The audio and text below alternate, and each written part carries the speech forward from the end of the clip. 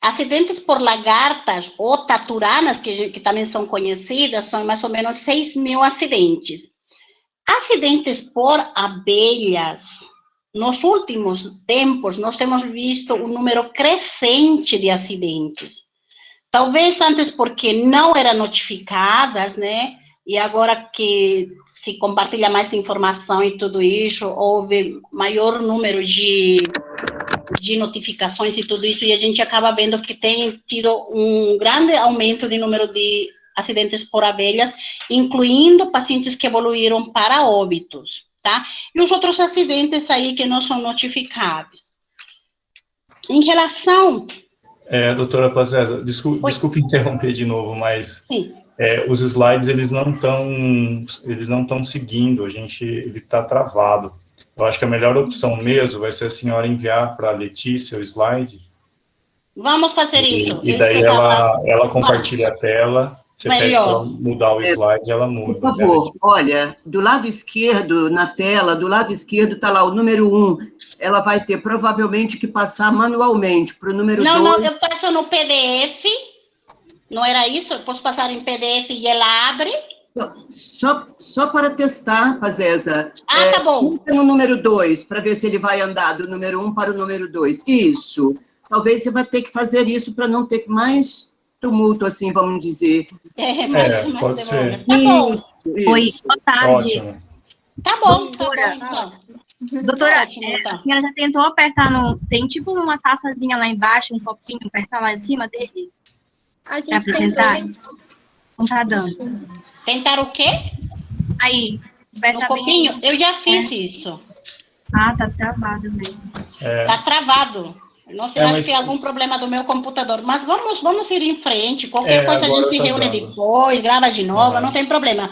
Mas vamos passar a informação agora. Não, passando os slides, já está funcionando. O problema é que antes ele estava travado no primeiro. Tá bom, mas você agora... poderia me interrompendo, porque realmente eu não estou conseguindo acompanhar e ver o que está acontecendo. Não, tá tranquilo, agora está indo. Tá, isso eu fiz um panorama geral de tudo isso, e aí eu quero entrar basicamente já em acidentes por serpentes. O número de acidentes por serpentes no mundo, mais ou menos, ela contribui com quase 3 milhões de envenenamentos. A gente sabe que são subnotificados esses dados, né? Talvez as cifras sejam ainda maiores. E mais ou menos 138 mil óbitos no mundo todo foi dados coletados pelo artigo publicado no Nature, né, em 2017, pelo Dr. Gutierrez. E nós vemos, e quando vimos para a América Latina, a gente vê que mais ou menos aportamos com mais ou menos 150 mil envenenamentos, com mais de 5 mil mortes. Então, vejam que não é um acidente desprezível.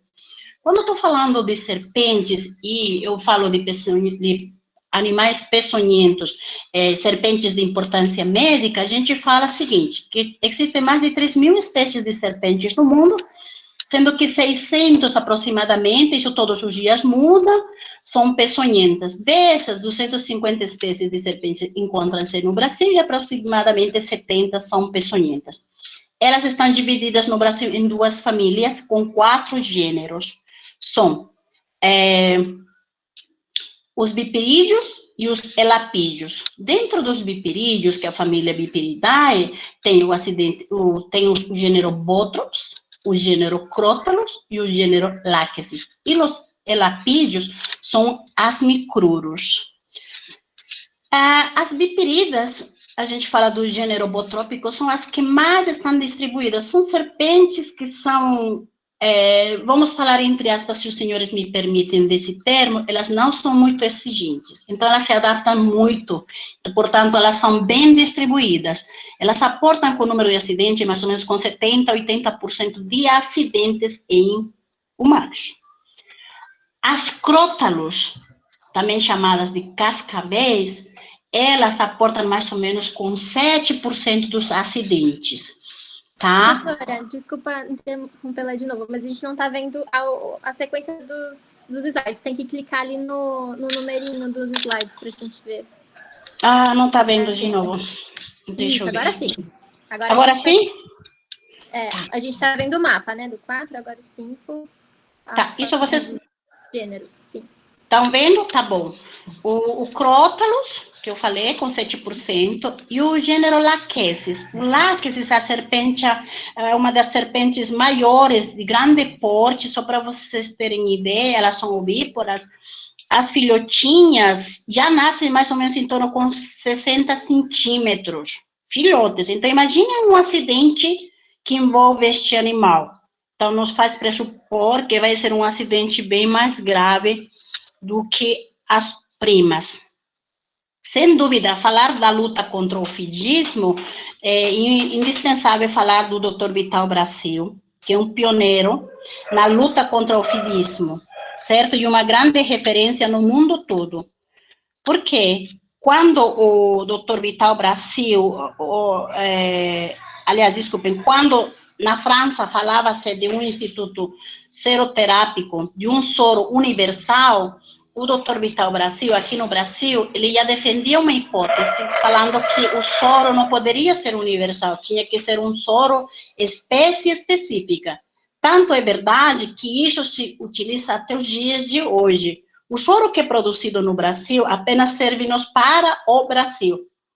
O soro que é produzido no Brasil, ela não serve, não tem tanta eficácia como teria aquelas que são feitas com as serpentes próprias. Explicando melhor. Se tem um acidente na Colômbia, o antiveneno deve ser produzido com as serpentes e os venenos colombianos. É isso que vocês querem, eu quero que entendam. Então, não existe um soro universal para todos os países, certo? Então, isso foi importantíssimo, que ele derrubou esse postulado de Calvete, falando que vai ter um soro universal, e não teve. Então, e não só específico, sino que também é espécie específica. O antiveneno que dou para cascavel, não posso dar para o botros. O veneno de botros não posso dar para a Lachesis. Cada uma tem o soro específico. As elapídeas também.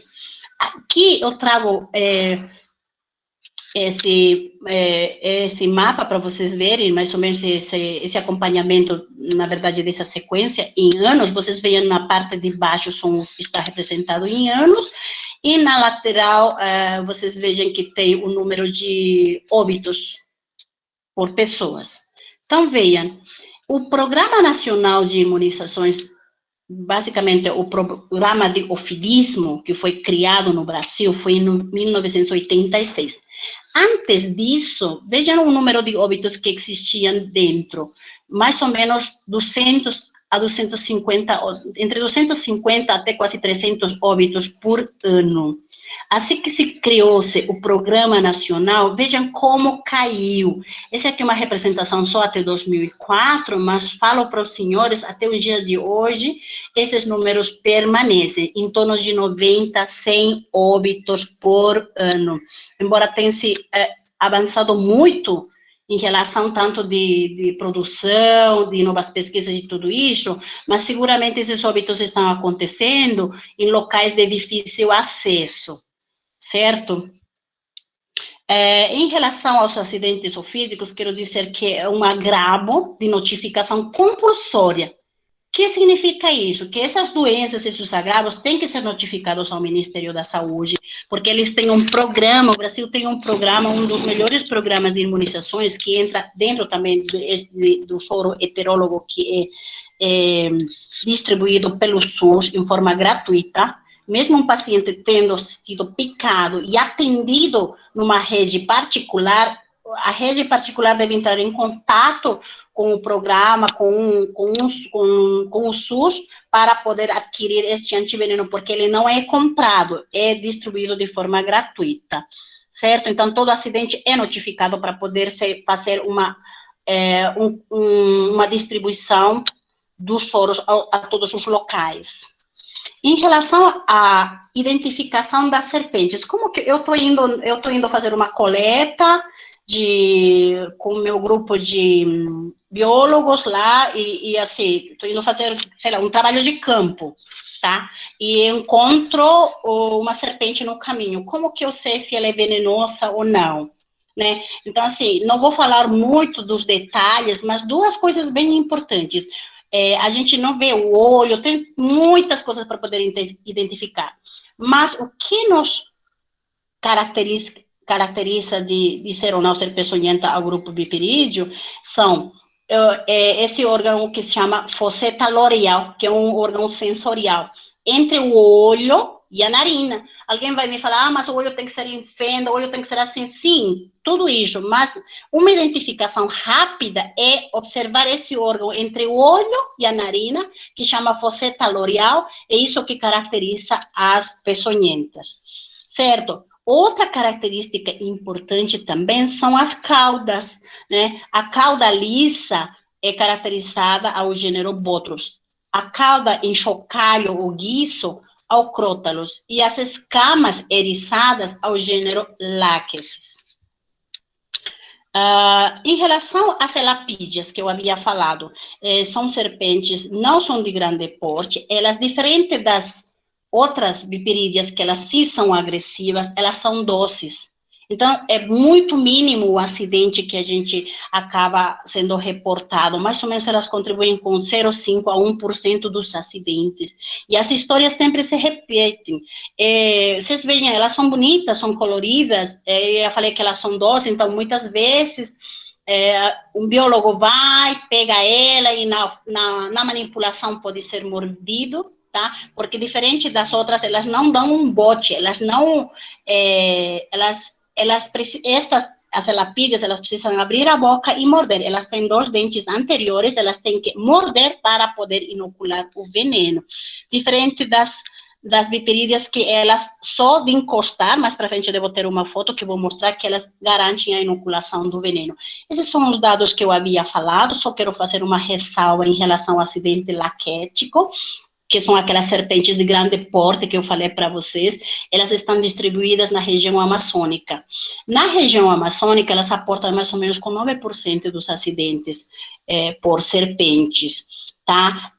Também tem um resquício na parte da Mata Atlântica, também está presente, mas, por exemplo, se me perguntarem, aqui em São Paulo, tem? Ela não tem, porque ela é uma serpente de mata primária, de mata fechada, certo? Isso é importante também para quem está indo para fazer o trabalho de campo, para ter todos esses cuidados. Em relação à letalidade, tempo de acidente e atendimento,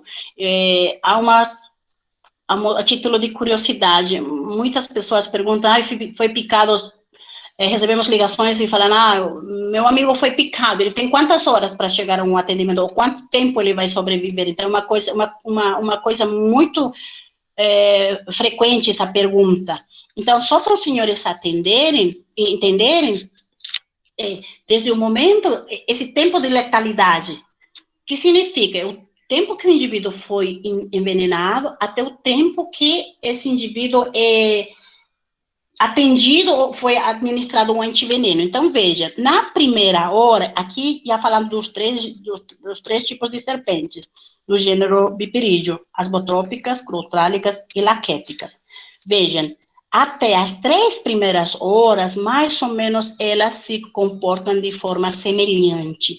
A partir das 3 horas, pelas características próprias dos venenos de cada uma delas, vejam, de longe, disparada, a mais grave é acidente crotálico, certo? Seguida pelo acidente laquético e, finalmente, pelo acidente botrópico. Então, seguramente, se um indivíduo está fazendo um trabalho de campo e ele não está se programando, fazendo um plano de viagem, vamos falar, de que quanto tempo do local onde eu estou fazendo a minha pesquisa eu vou ficar, tem uma unidade de atendimento, se tem ou não tem antiveneno nesse local. Então, vejam quanto tempo pode demorar em chegar. O local mais próximo são 12 horas de onde estou. Então, vejam quanto risco está correndo esse indivíduo, seja com acidente botrópico, crotálico ou laquético, mais ou menos, vejam, passando as 6 horas, a gente vê já que de disparado, esse acidente tende a ser letal. Quando nós falamos, eu havia falado no começo, com a ajuda do Pedro, eu consegui entender mais ou menos o que vocês fazem, existe dentro da infectologia uma área de atuação que chama medicina do viajante.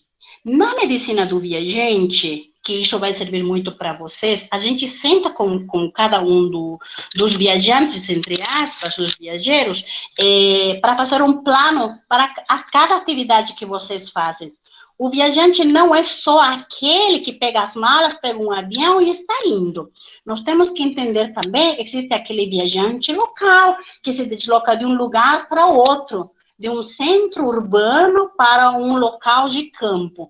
Então, todo esse itinerário eu tenho que fazer pensando onde eu vou ficar, que doenças tem lá, que bichos podem ter lá, o que eu devo levar dentro do meu botiquim de primeiros socorros, qual o número de contato que eu vou ter mais próximo para poder remover caso um indivíduo for picado. Vou contar que vai ter, eu estou no meio da mata, pode ter escorpiões e serpentes. Então, o que é o primeiro que eu tenho que fazer chegando no local? Poder ver com a população, com o meu ponto focal que vai me receber, que ele me dê as diretrizes de poder saber quando um indivíduo é picado aqui, qual a referência? Não adianta eu ser removida 3 horas de lancha para um local ou de carro, chegar e falar, não, este hospital não tem antiveneno, não é o ponto de referência. Então, assim, eu tenho que ver tudo isso a cada viagem que eu estou fazendo para poder diminuir também os agravos em relação ao indivíduo. Certo? Essa aqui é uma foto mais de perto que eu estava falando desse órgão sensorial, o olho. Sim, tem o olho em fenda, mas esse detalhe eu não quero agora. Eu quero saber entre a narina e o olho, esse que está no meio, fosseta loreal. Então, esta é uma serpente venenosa.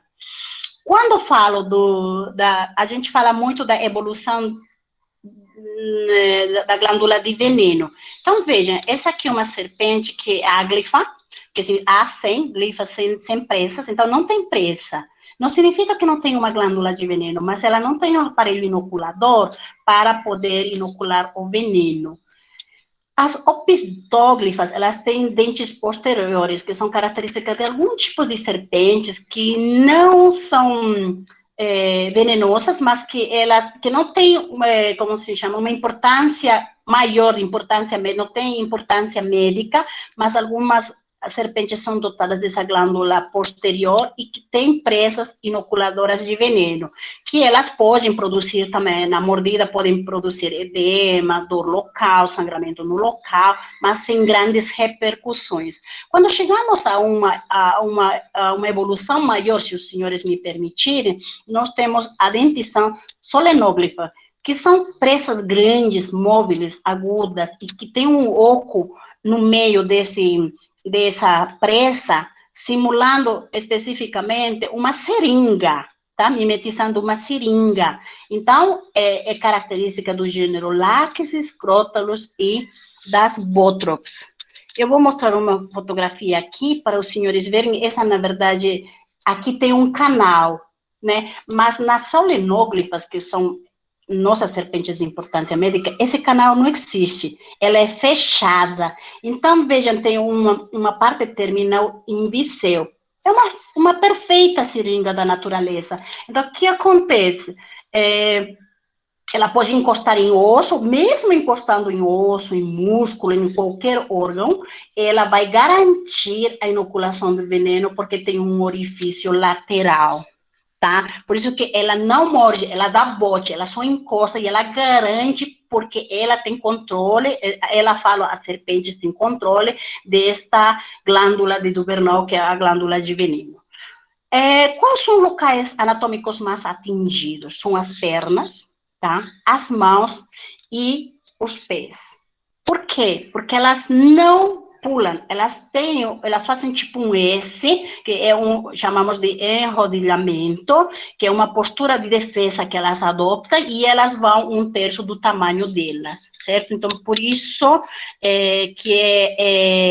os locais mais atingidos quando elas inoculam, quando elas atacam a vítima, certo? Aliás, elas não atacam, né? Ressalva, elas apenas estão se defendendo, porque o homem que está indo ao encontro deste animal no local do habitat delas. As alterações, o que tem esse veneno? O veneno tem substâncias, tem centenas de substâncias, mas o que elas fazem? Elas fazem inflamação no local da picada, elas podem produzir transtorno da coagulação, que chama de coagulopatia, e alteração da hemorragia, e podem dar hemorragias, que são chamadas de, que é uma fração hemorrágica. Aqui são algumas fotografias minhas dos atendimentos que eu fiz no passado, né, aqui na região do Pará. Vejam, nitidamente a gente consegue ver esse pecinho magrinho comparado com o lado contralateral. Então, uma coisa que eu fazia muito na minha pesquisa era fazer uma avaliação objetiva. Eu pego uma fita métrica e comparo ambos membros. Por quê? Porque a avaliação é clínica. Se a avaliação é clínica, ela é muito subjetiva. Então, de um observador para outro observador, pode haver divergências. Então, eu pegava essa fita e media. Quanto mais edema acometendo o segmento do membro, quando é acometido o membro, assim que determinamos o número de ampolas. Se é acometido só um primeiro segmento, só até o tornozelo, a gente dá 3 ampolinhas. Quando vai até o joelho, damos 6 ampolas de antiveneno. E quando vai à raiz do membro inteiro, são 12 ampolas. Então, para isso que serve essa avaliação. Veja esse indivíduo também, veja esse lado contralateral sem edema, e aqui está uma mãozinha bem inchada. Essa criancinha também é uma criancinha indígena que foi atendida. Vejam o edema importante que tinha nesse membro, caracterizando como um acidente grave. As propriedades desse veneno circulante nas serpentes, elas vão dar uma alteração na cascata de coagulação. O que significa isso? Nós temos várias substâncias na cascata de coagulação. Quando a gente faz um corte, elas são encarregadas de poder fazer um tampão de fibrinogênio para o indivíduo não sangrar. O que acontece com as proteases que estão presentes? Tem protease, tem serinoprotease, tem metaloproteinase, tem uma série de substâncias que elas vão atuando também nessa cascata, fazendo o quê? Que se consuma o fibrinogênio. Este fibrinogênio é responsável de formar a fibrina e não sangrar. Se não é formada, vai se formar um coágulo fraco ou vai produzir, ou não vai formar fibrina. Então, o que acontece? O indivíduo sangra. E essa ação é sistêmica, diferente do que eu falei, que há uma inflamação no local. Mas o distúrbio de coagulação é sistêmico. Portanto, pode sangrar qualquer lugar do organismo, não necessariamente o local da picada. Essa aqui é uma fotografia de um vaso sanguíneo, mostrando o que acontece quando eu coloco no local esse veneno de serpente que tem metaloproteinase. Ela destrui essa lâmina de proteção, certo? Com isso vai haver uma grande extravasação, seja das células, de todos os elementos celulares, além de sangramento, porque vai ter essa disfunção da lâmina própria celular. Em relação às causas de hemorragia, já falei que pode haver uma coagulopatia, porque coagulopatia de consumo da atividade do próprio veneno, atividade anticoagulante, alteração na função da plaqueta, tá? Também pode haver diminuição desse consumo de plaquetas, sei lá, a plaqueta normal de um indivíduo até 150 mil normal. Beleza, mas nesses indivíduos que são intoxicados, muitas vezes pode ter uma plaqueta de 40 mil. Então, vai ser uma das causas de sangramento também. E a lesão da lâmina basal do endotélio vascular, como eu mostrei aquela fotografia. Essa aqui é uma fotografia, não sei se os senhores estão conseguindo ver, uma imagem antiga, mas vejam, é uma gingivorragia, sangramento da cavidade bucal. Mas ele foi picado na boca? Não, ele foi picado em outro local, mas como este veneno tem essa capacidade de efeito sistêmico, ele acaba sangrando locais distantes do local da picada.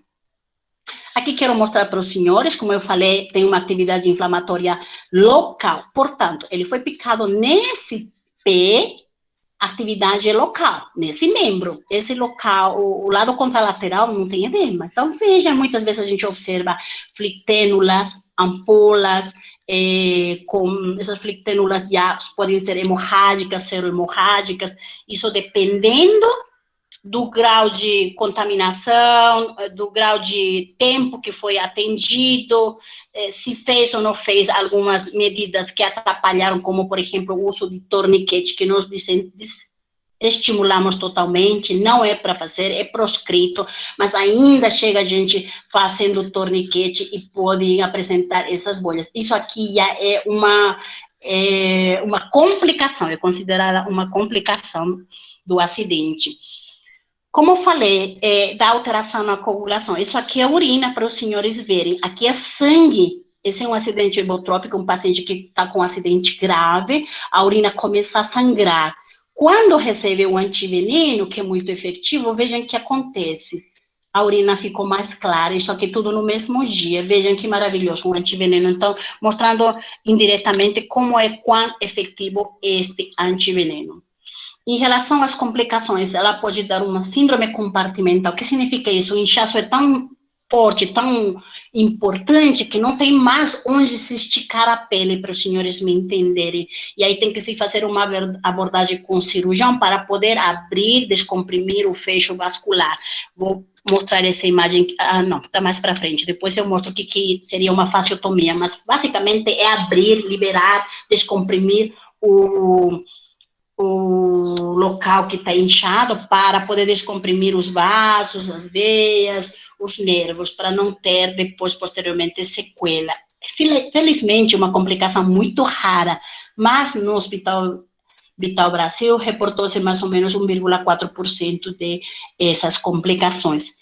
Em relação aos abscessos, não esqueçam que as serpentes têm uma cavidade bucal com uma flora bacteriana própria. Nossa pele também tem uma flora residente, que na hora que inocula, que eu falei que é uma seringa, essa seringa pode chegar a medir 2 centímetros. Então, uma inoculação profunda. Então, ela arrasta tanto a flora bacteriana da cavidade bucal da serpente e da nossa pele e pode produzir uma infecção no local da picada. Certo? Há também descrição de necrose, amputação, e quais são os fatores de risco? Que ser picado em extremidades. Claro, não é o mesmo ter sido picado numa coxa ou numa perna do que ter sido picado num dedo, certo? Porque seguramente o pronóstico é pior, porque não tem onde mais se distender, então muitas vezes pode fazer essas complicações como síndrome compartimental. E o uso de torniquete, sem dúvida, é um fator muito importante que também acaba piorando a evolução natural deste agravo. Vejam, esse indivíduo foi picado no pé e o sangramento foi à distância, um sangramento extenso que é esperado, tá? Que também não fala a favor de gravidade, mas por si só, uma equimose, um sangramento à distância não fala de gravidade, há outros critérios mais graves. Isso aqui que eu havia falado para vocês, é um menino de 16 anos que acabei atendendo na região do Pará, o pai tinha feito um torniquete, ele foi picado na floresta, ele demorou mais de 6 horas para poder chegar.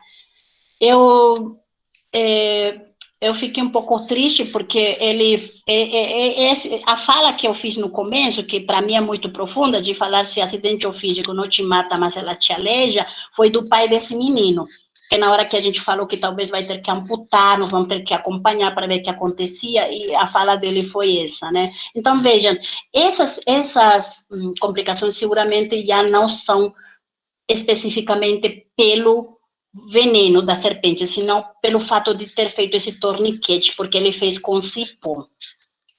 Aqui, vejam, essa necrose já, aqui tem, já está momificado esse dedo, paciente que fez, isso aqui que eu falei para vocês, que é uma fasciotomia, é abrir para tentar descomprimir, esse menino fez também essa descompressão, tá? Chegou a fazer, aí vou mostrar o próximo. Outras complicações, né, que são os abscessos, tá? Isso aqui é pus, tá? Aqui esse mesmo menino que acabou evoluindo, ficou muito tempo conosco, depois teve que fazer retalho para poder cobrir isso aqui, mas ele ficou já com sequela. certo? Porque esse agravo da incapacidade, essa aqui é a fasciotomia que eu acabei falando para vocês, para poder liberar o fecho vascular, que eu falava para vocês, aqui está o fecho vascular passando o nervo, a artéria, a veia, se tem um edema extenso, acaba comprometendo e acaba comprometendo a circulação também. Felizmente, como eu falei, não é uma coisa comum, é rara, mas existe. Quando eu falei para os senhores que esses acidentes não só são locais que também podem ter comprometimento em todo o organismo, devido à fração, à atividade coagulante e anticoagulante, esse aqui é um caso que acabamos reportando de um indivíduo que foi picado por uma bótrops e o indivíduo acabou sangrando o fígado, certo? Pode acometer órgãos nobres, como não só fígado, como sistema nervoso e outras coisas. Que são essas complicações sistêmicas? Sangramentos graves, sangramento visceral, que pode ser pulmonar, trato gastrointestinal, pode sangrar na cabeça, certo? Sangramento intracraniano. Muitos dos pacientes podem evoluir com hipotensão, com choque, seja por sangramento ou por substâncias vasoativas do próprio veneno da serpente. Injúria renal aguda e necrose tubular também são complicações sistêmicas desses envenenamentos. E algumas serpentes são mais espertas, muito, muito mais evoluídas, elas garantem a inoculação do veneno, como foi esse caso que foi reportado na revista do tóxico. É uma senhora que foi picada, com 1 hora ela estava morta. Por quê? Porque essa aqui é uma serpente de aracuçu, de mais de 1 metro de comprimento, ela picou no dorso do pé, na veia dorsal do pé. Então, acabou fazendo uma coisa incrível, ela conseguiu colocar o veneno intravascular, então o indivíduo acabou evoluindo por óbito, mesmo tendo chegado rapidamente no hospital, tendo recebido o antiveneno, mas lamentavelmente acabamos perdendo essa paciente. Em relação aos fatores pronósticos, o que é importante? Um tempo entre a picada e o início adequado da soroterapia. Isso eu quero chamar muita atenção dos senhores, não é o tempo que você chega ao hospital, é o tempo em que você está recebendo esse antiveneno. Por isso, a importância de saber qual o local onde tem antiveneno.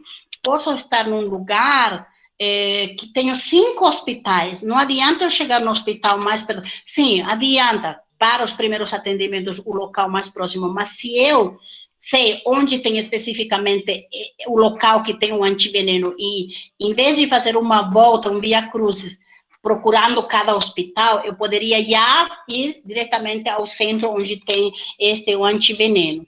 Aí adianta-se chegar agora, se eu não sei, não vou ficar perdendo tempo procurando onde é. Eu vou para o primeiro atendimento que tiver, porque de lá serei encaminhado para o centro onde tem o antiveneno.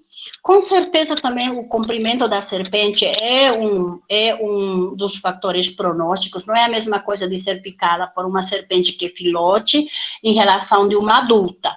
Já falo para os senhores que tem características totalmente diferentes, seja pelo substrato delas, pela alimentação.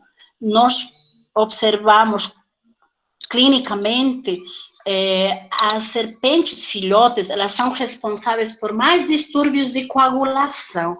Quando chegam, são picadas por serpentinhas pequeninas, que são caracterizadas como filhotes, e o paciente está sangrando a boca, sangramento no local, colhemos sangue da veia para poder ver como está o tempo de coagulação, está alterado, está com tempo incoagulável, diferente das adultas que temos visto que elas têm grande capacidade de produzir edema. Então, quando a gente vê um acidente por serpente de adultas, a gente vê edemas extensos que acometem o membro inteiro.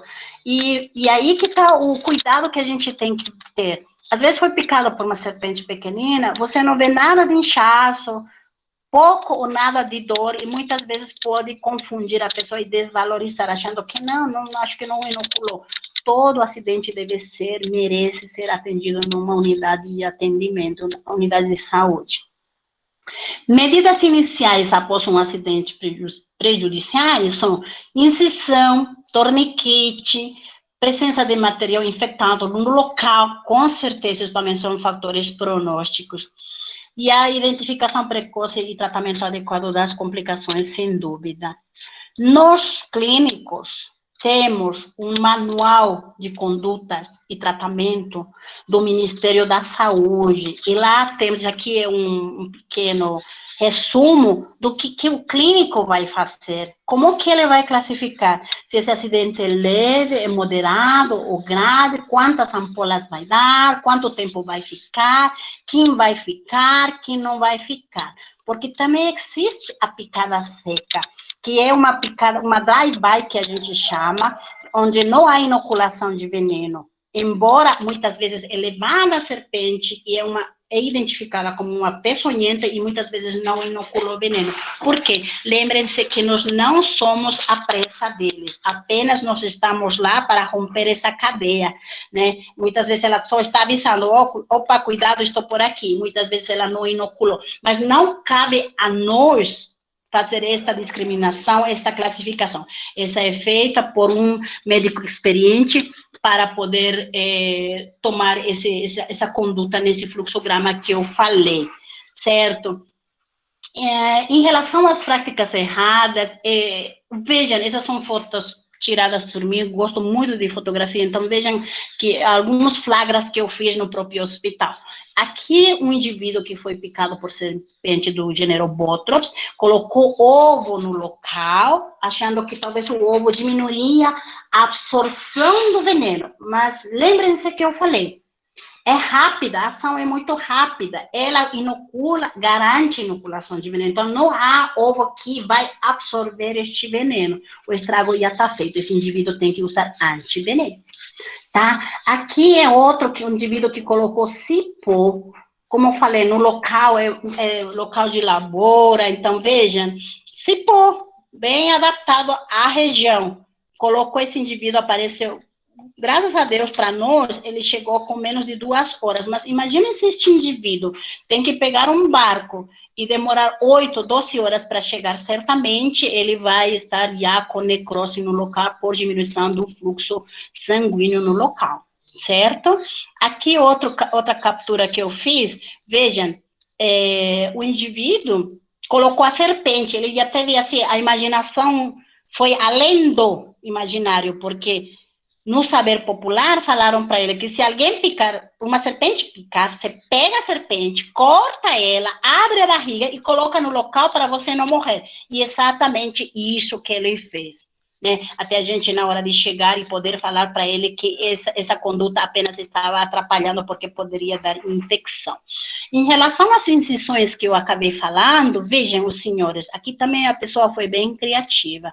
Vejam como ele fez milimetricamente, ele cortou. Com todo esse conhecimento que eu acabei passando para os senhores, que dá alteração na circulação, na coagulação, se ele teria feito ou pego um vaso sanguíneo, imagina um estrago. A gente já está vendo, né, os locais de sangramento.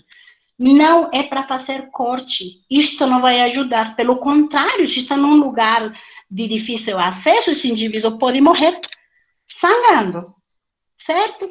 O tratamento, repouso do local da picada, limpeza do local com água e sabão e antissépticos, analgesia. Pode-se dar, aí tem uma dipirona, o cara não é alérgico, posso dar, porque vou demorar 3 horas para chegar ao local, pode dar, não vai atrapalhar, mas nunca utilizar anti-inflamatórios ou aspirina, por exemplo, porque elas dão alteração de coagulação, então aí eu potencializo o efeito do veneno circulante que está dando essa alteração na coagulação, mas o AES. Então, não faço esse tipo de abordagem, de dar uma aspirina. Hidratação é importante, hidratação pode ser via oral, aqui, na verdade, é uma condução que está falando também intra-hospitalar, porque está falando endovenosa. Eu posso dar, às vezes o indivíduo veio 4, 5, 6 horas, o caminho inteiro não bebeu um pouquinho de líquido. Pode dar, não vai atrapalhar em nada, desde que o indivíduo não esteja vomitando e ele não tenha rebaixamento do nível de consciência. Porque se tiver, vou arranjar outro problema, porque eu posso fazer que o indivíduo até engasgue. Já para os fins terapêuticos hospitalares, a antibioticoterapia, quando há evidência de infecção do local, e a profilaxia do tétano, por ser também um ferimento potencialmente infectante. Em relação às dicas que vocês me pediram para fazer. Primeira dica, manter os ambientes sempre limpos, certo? Já que lixos e entulhos, elas podem servir de fonte e alimentação para estes animais. Quem vive ou trabalha na área rural sempre deve estar munido por equipamento de proteção individual. O que significa isso? Luvas, de preferência que sejam luvas de couro, não adianta usar luva de borracha, eu falei para vocês que é uma perfeita seringa, então ela vai atravessar, igualmente para as botas, se não tem, o indivíduo não tem bota, então vai usar um calçado que seja do couro, umas perneiras que podem colocar uma faixa, tanto anterior quanto posterior, que também já vai ajudar, porque a gente falou que a grande quantidade dos acidentes é aonde? Em membros inferiores e em mãos. Então, aí a gente, somando tudo isso que a gente falou no começo, mais ou menos vamos evitar 80% dos acidentes que acontecem, certo? São essas proteções quando o indivíduo for para as matas ou para as plantações. Controlar os roedores existentes na área. Sim, se a gente não tem substrato, não dá comida para eles, também eles não estarão. Então, isso é importante. Lixo, novamente, né? Bom descarte dos lixos e tudo isso para não ter essa população de roedores, porque onde há roedores, há serpentes. Porque elas se alimentam de serpentes. Se alimentam de roedores. Não montar acampamentos próximos a áreas onde normalmente há roedores, como as plantações, onde guardam, sei lá, trigo e todos os alimentos secos, porque pode ter ratos, certo?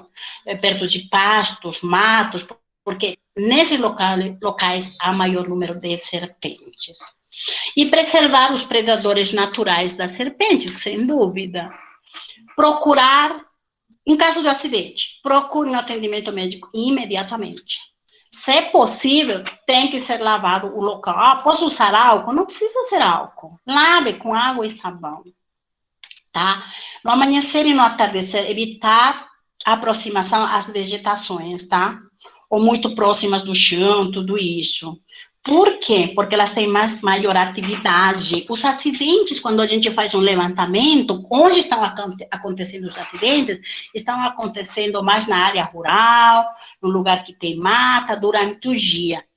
Por quê? Porque o indivíduo está entrando para esses locais, o indivíduo está indo ao encontro, né? E por isso que é caracterizado como um acidente de trabalho.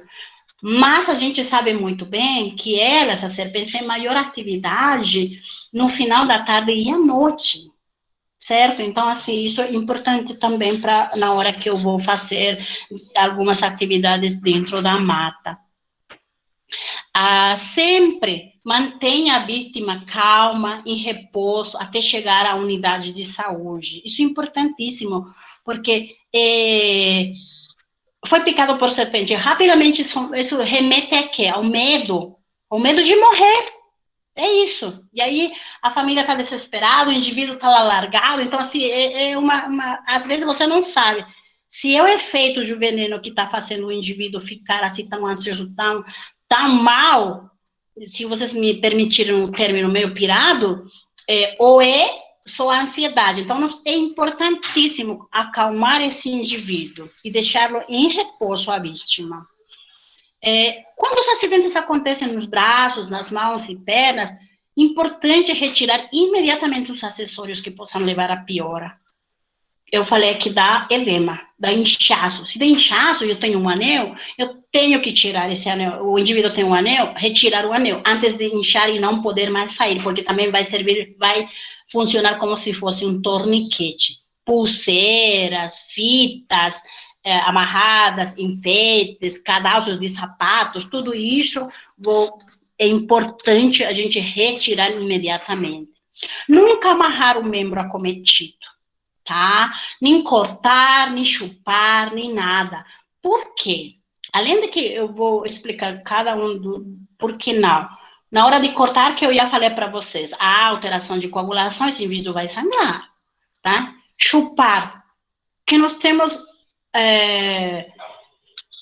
o indivíduo pode ter várias doenças que são transmitidas pelo sangue. Vamos pensar se tem hepatite B, hepatite C, tem HIV, e outro indivíduo tem contato com a mucosa. Não pode, Então, não é para fazer. E isso não vai ajudar em nada. No fato de chupar, sugar, não significa que você vai extrair o veneno, porque a ação desses venenos é muito rápido, certo? Isso é importantíssimo. Por que foi tão divulgado o fato de amarrar, de cortar e tudo isso? Porque antes, se a gente for pegar livros da década de 70, 80, ainda a gente vê, quando fala, aconteceu um acidente por serpente, amarre o local. Porque acreditava-se que na hora que você faz um torniquete, o veneno não circulava, mas nós sabemos que esse conhecimento caiu por terra, porque é rápido, em frações de segundos já foi, o estrago já foi feito, certo? E desaconselhamos profundamente a aplicação de substâncias no local. Por exemplo, colocar folhas, borra de café, cocô de galinha, que a gente vê assim, uma diversidade de coisas, tomate e várias coisas no local. Não é para colocar, porque essas substâncias apenas vão influenciar no pronóstico da infecção no local. Hidratar o paciente, que eu já falei, que é importantíssimo a gente dar líquido para esse indivíduo, se possível. Nunca oferecer bebida alcoólica. Um indivíduo que foi picado, a gente oferecer pinga e ele chegar com efeitos do álcool, ela me atrapalha na avaliação clínica, porque eu não sei se um indivíduo que está desse jeito porque sangrou a cabeça ou porque foi o efeito do álcool. Então, não fazer bebidas alcoólicas. O único tratamento eficaz é o antiveneno, que é de uso exclusivamente hospitalar. Nos casos de acidentes, de emergência, por favor, chamar imediatamente o SAMU, Corpo de Bombeiros, o CIATOX, que são ligações gratuitas para poderem serem, como se chama, adequadamente encaminhados e orientados. Vou passar rapidamente aos acidentes eu me delonguei muito em relação ao acidente de Botros, porque eu acho que merecia. Um acidente que acontece muito.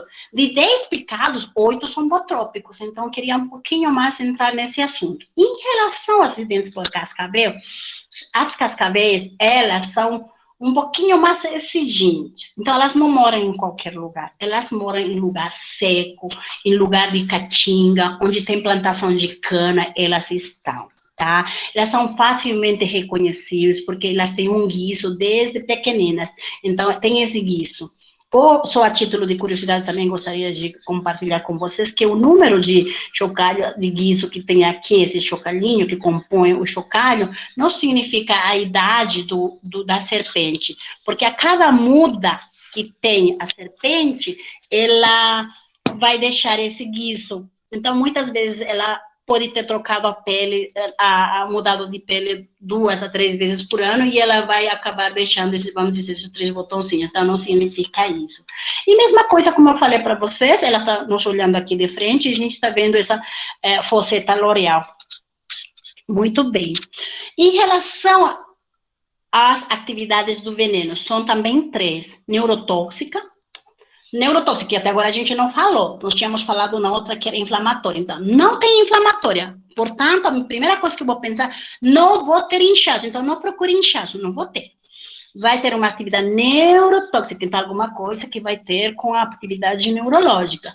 Coagulante, alteração na coagulação. E miotóxica, que mio é músculo. Tá? Então, vou procurar o que o indivíduo vai ter. Essa ação desse veneno, ela atua na placa neuromotora da célula, tá? Bloqueando a liberação de acetilcolina na junção neuromuscular.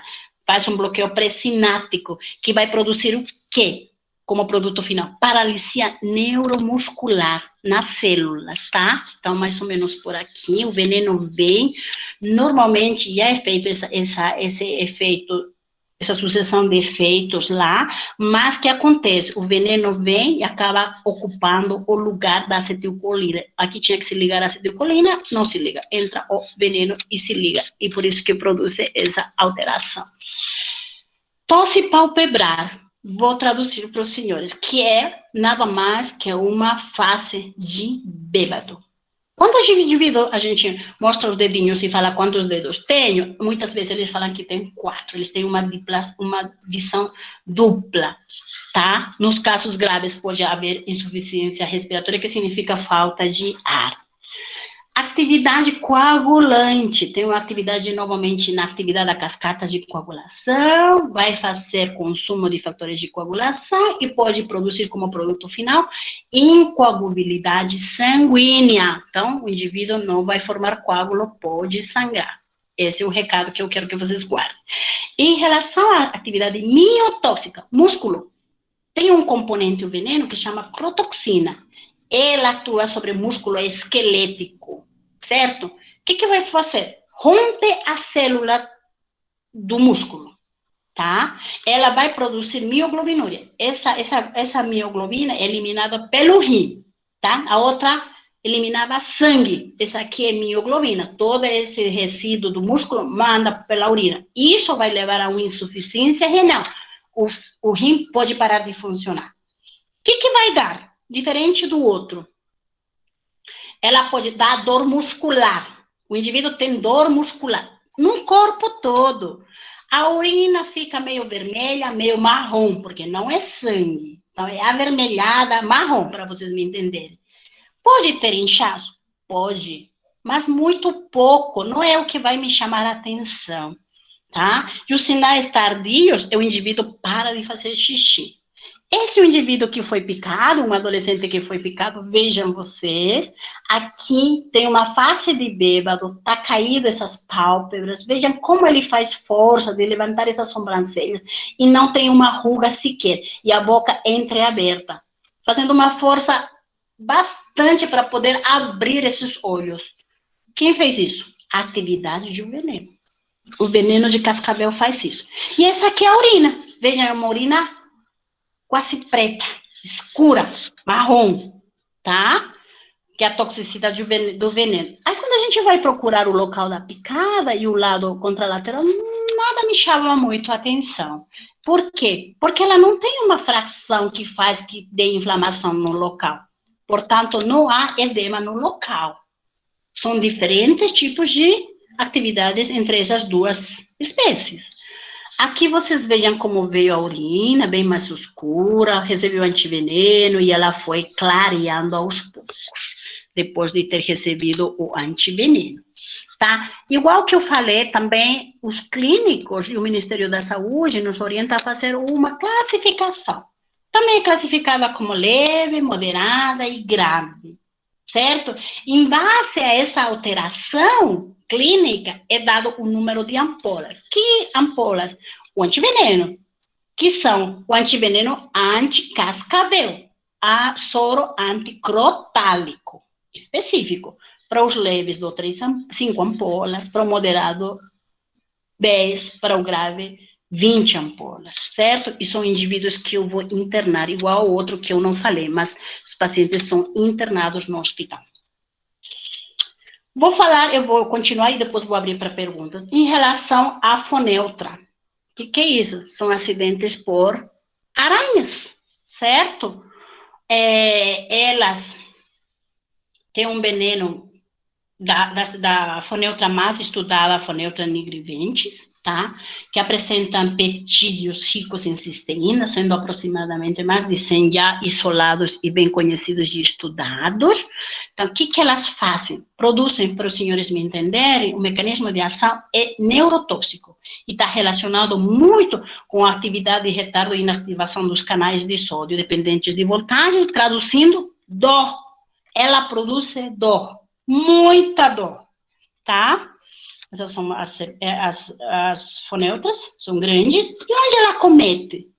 Ela comete braços, coxas, mãos e pés. O que é a mensagem aqui que eu quero que os senhores entendam?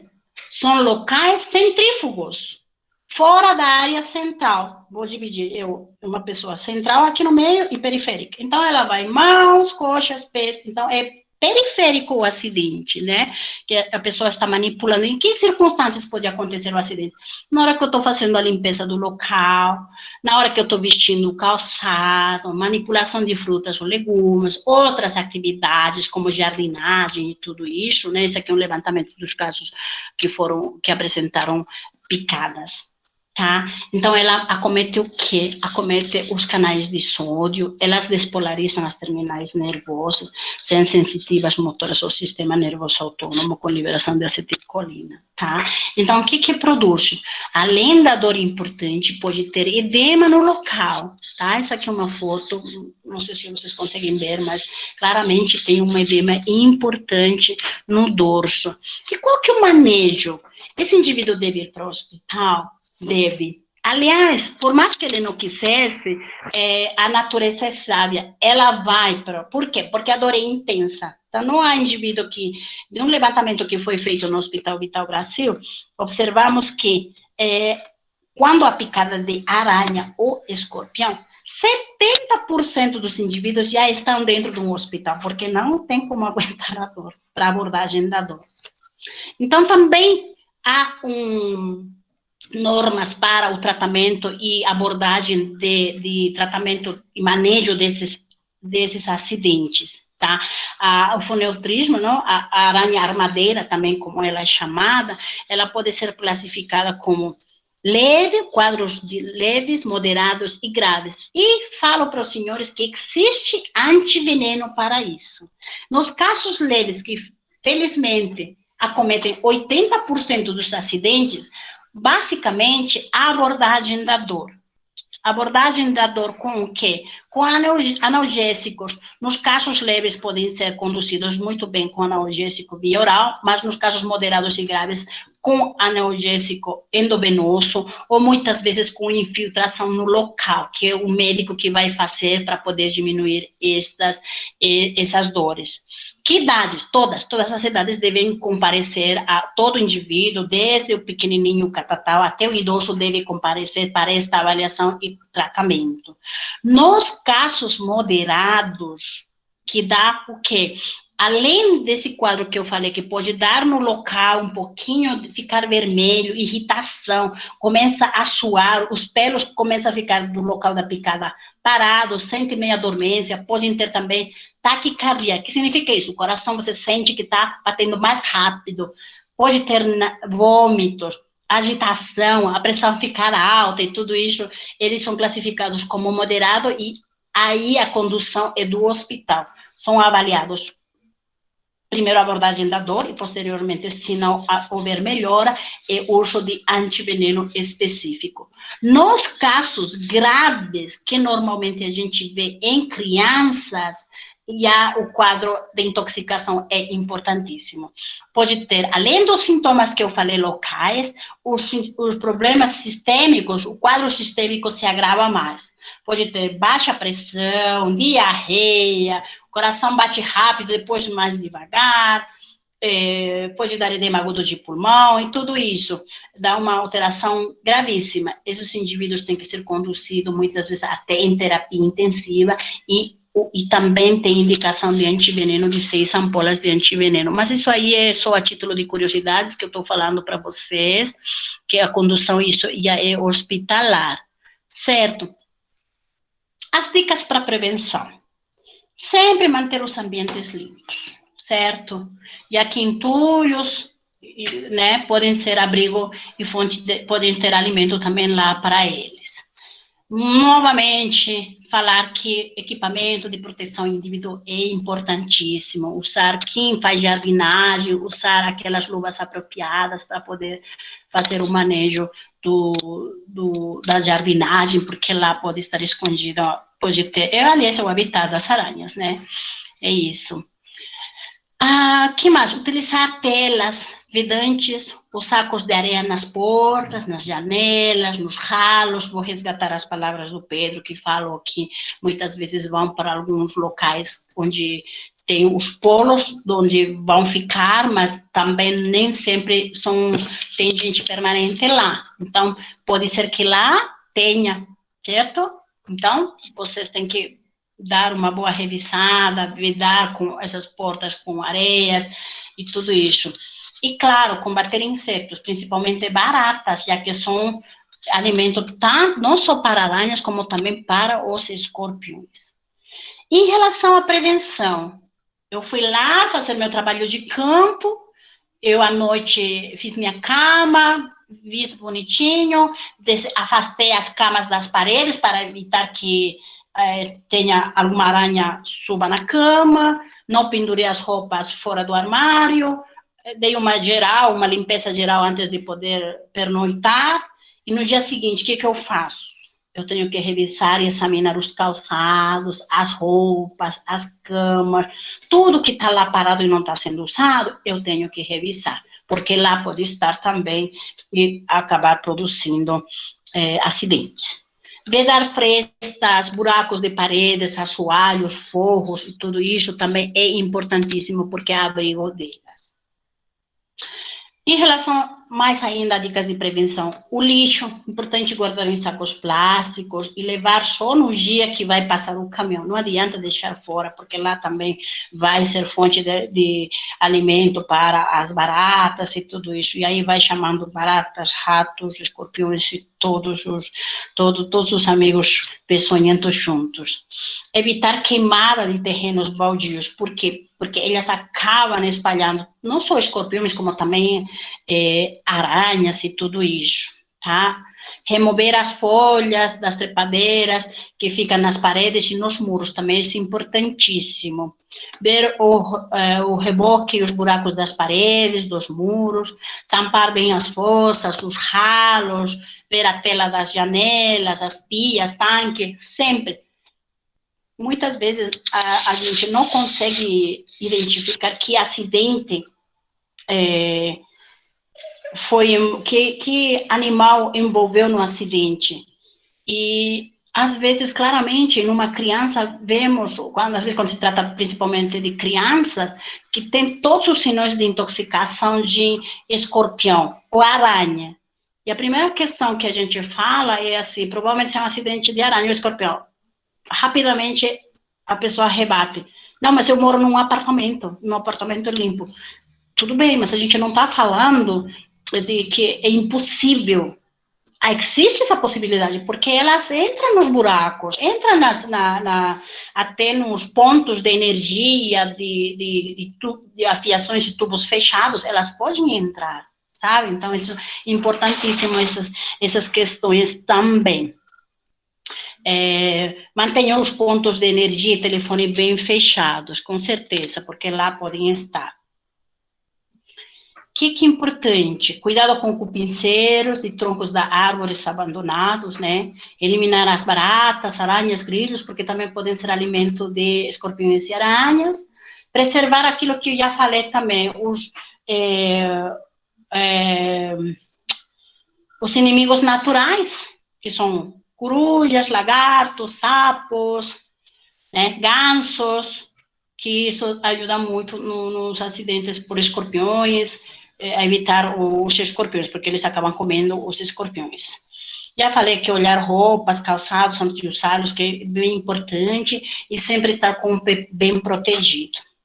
Nunca colocar as mãos em tocas e buracos. Por quê? Porque lá podem estar não somente aranhas como escorpiões, como também podem estar serpentes.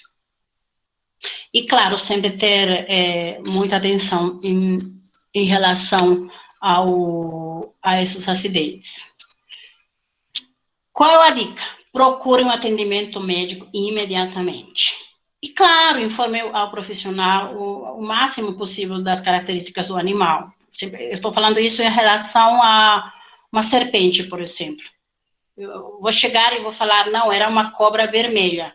Não vai me ajudar muito, porque a primeira coisa que eu vou pensar, se for vermelha, provavelmente não é peçonhenta, né? Então, assim, tentar ser o mais objetivo possível. Se possível, já falei também, lavar o local, isso aqui é uma coisa geral que eu estou falando também, tá? Local da picada com água e sabão, manter a vítima calma e em repouso até chegar na unidade de saúde, nunca amarre os membros, já falei também, ou chupe o local, embora isto não é uma prática muito frequente em escorpiões, mas na região do norte, eu já vi paciente ser picado por escorpião e também ter feito torniquete, e também ter chupado o local. Não é comum, mas também vale a pena reforçar de falar não fazer isso. E também não colocar substâncias no local e nunca oferecer bebidas alcoólicas. No norte, que é bem separado, vamos dizer, já vi as comunidades terem frascos onde tem escorpiões com álcool. Quando o indivíduo é picado, eles tomam, mas a gente também assim fez muita divulgação, tentamos fazer, o Ministério acho que trabalha veementemente com isso, para abandonar essas práticas que não ajudam. Em relação a alguém que falou sobre as aranhas loxoceles, são aranhas pequenas, tá? Mas com umas patas insignificantes. O corpo é menor, mas as patas são grandes, tá? Elas podem estar, são intradomiciliares, então ela não está no jardim, ela está dentro de casa. Ela tem um veneno, o mecanismo de ação do veneno, basicamente, se deve a uma esfingomielinase, que chama esfingomielina D, tá? Que ela é a responsável de produzir as alterações, sejam cutâneas ou sistêmicas, no indivíduo que é picado, tá? Aqui é mais sobre as atividades também, que tem metaloproteinases, que vão produzir morte celular, por isso, a presença de dermonecrose no local, tá? Essa é a aranha, tá? Onde que pica? Então, isso que eu chamei a atenção para os senhores, a picada e é centrípeta. Porque a gente vai ver na cabeça, no tronco, na coxa, braços, antebraços, por quê? E pernas. Porque ela, diferente da armadeira, que ela vai, é uma aranha grande, que avança, que ela se defende, ela não. Essa aqui não é agressiva. Mas na hora que o indivíduo está se vestindo, ela esmaga. Na hora que esmagou, comprimiu o corpo, ela libera este veneno.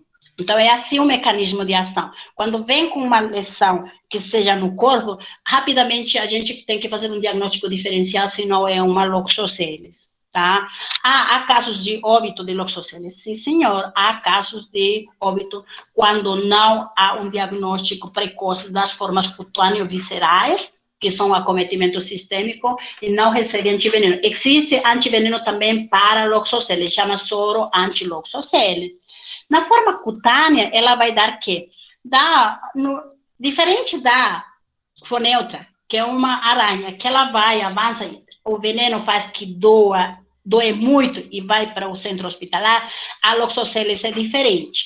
Em primeira instância, o indivíduo pode sentir uma picada que não é forte, que não tem uma intensidade grave, mas com o tempo, com as horas que vão passando, ela vai se tornando mais aparatosa, as lesões. Por exemplo, inchaço no local, acaba tendo mais dor, passa mais horas, em vez de diminuir a dor, ela piora. Pode ter uma área mais equimose, uma isquemia no local, que significa isso, ficar um pouco mais pálido a região do local, em volta ao local da picada, pode ter vesícula, pode formar uma bolha, e com uns dias ela pode produzir até necrose no local. Algumas manifestações sistêmicas são inespecíficas, como febre, mal-estar, dor de cabeça, um pouco de rasgo cutâneo, pele vermelha. É inespecífico, mas pode estar presente. Na forma cutâneo-visceral, significa o quê? Que esse veneno, ela faz uma hemólise intravascular e pode produzir até coagulação intravascular disseminada, insuficiência renal e alguns pacientes evoluírem para óbito se elas não receberem o antiveneno no tempo certo. Aqui são apenas quando vocês, eu vou dispor aula também no slide, no PDF, para vocês lerem com calma, são características da lesão que eu acabei já resumindo, falando que não é valorizada nas primeiras horas, mas posteriormente, a partir das 2 a 8 horas, a gente já vai vendo as características das lesões do local. Tá? Isso aqui é um acidente, veja, isso aqui é o ombro, são nas costas, venha aqui o que aconteceu. Essa esfingomielinase tem uma característica, na hora do local da picada, ela inocula o veneno, e esse veneno gravitacional vai decorrendo, ele escorre, entre aspas, se vocês me permitem esse termo, uma vez que inoculou o veneno escorre gravitacionalmente, tá? É bem característico. Aqui não sei se conseguem ver, mas tem uma área mais pálida em volta e depois vocês veem uma área um pouquinho mais vermelha. Então, a área de necrose é esse local que está pálido, que fala a favor de que não está tendo perfusão. Vejam aqui, essa figura ficou mais clara ainda, são imagens do Hospital Vital Brasil, né? Aqui vejam essas áreas mais escuras, com hemorragia, e vejam as áreas mais pálidas. Se a gente for encostar, a gente vê que tem uma área mais dura, toda essa região. Esse indivíduo tem indicação de tomar o antiveneno. Aqui, vocês vejam essas lesões que são bem... posso falar também estigmatizante, se vocês me permitem o termo, porque vejam, se isso acontecer num rosto, numa face de uma criança, de um adulto, que seja, de um indivíduo, vejam, são lesões grandes, profundas. Uma vez que acontece isso, são semanas para poder melhorar, porque tem que se fazer debridamento só quando termina de actuar esse veneno, retira-se toda essa parte morta e aguarda-se essa granulação. Tá? Então, é bem importante fazer o diagnóstico, resumindo, fazer um diagnóstico precoce, uma abordagem adequada é o mais importante. Então, lesões que aparecem, por favor, pode ser aranha, até que se demonstre o contrário. Então, ir para um atendimento o mais rápido possível. Tá? Quanto tempo pode receber esse antiveneno? Antes das 72 horas, porque a gente vê clinicamente que a eficácia está antes das 72 horas. Depois disso é muito questionável. Também temos um manual do Ministério da Saúde que classificamos. Vocês vejam, não vou dizer fácil, mas é praticamente decorativo, facilmente decorativo. Sempre as lesões, os agravos é classificado leve, moderado e grave para abordagem. As leves, apenas com tratamentos sintomáticos. Os moderados moderados, graves, já têm necessidade, aliás, vou refazer, o moderado também tem uma abordagem só sintomática e algumas corticoides que são dados, mas nos graves já tem indicação de usar soro antiloxoceles. Isso eu estou falando na forma cutânea, quando há essa necrose. Na forma cutânea hemolítica é quando tem o indivíduo a lesão e também acometeu internamente, para os senhores entenderem, a parte da coagulação do sangue, aí tem indicação de receber o soro antiloxoceles, 10 ampolas é feito. Tá? Uma coisa que eu não falei muito e queria ressaltar é que a dose do antiveneno não é feita por peso, não é feita por tamanho, por grupo etário, nem entre crianças e adultos, nem gestantes. Todos recebem segundo esta classificação. Não temos, as gestantes podem usar antiveneno, podem e devem usar quando indicado, tá? E a via de aplicação é a aplicação endovenosa. Por isso que o nosso querido fazendeiro não vai ter antiveneno em casa, porque é de uso hospitalar. Muito bem. Os fatores prognósticos. Claro, quando presentes, né? Por exemplo, a hemólise intravascular, que é a forma mais grave, quando presente pode levar a quadros gravíssimos, evoluindo para insuficiência renal, né? Muitas vezes elas têm indicação até de fazer hemodiálise e nesse grupo seguramente estão incluídos os casos raros de óbito que estão presentes.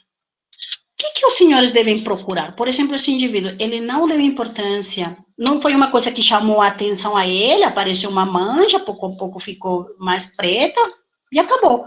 Mas, olha, o que é isso? Tem uma mão desenhada. Por quê? Porque o indivíduo fica amarelo. Isso é hemólise, tá? Os glóbulos vermelhos estão sendo rompidos, para vocês me entenderem.